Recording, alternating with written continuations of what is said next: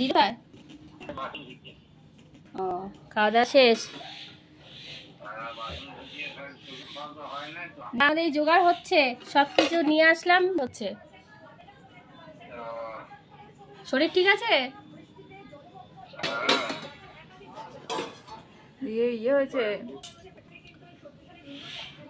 রান্না করলো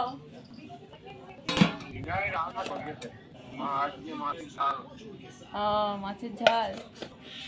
হ্যাঁ, মাছের ঝাল আর ডাল আর ওই হ্যাঁ হ্যাঁ ভালো করেছে। খাইনি, খাবো। না মাংস কালকে হয়েছিল, আজ ইলিশ মাছ করেছে। হ্যাঁ হ্যাঁ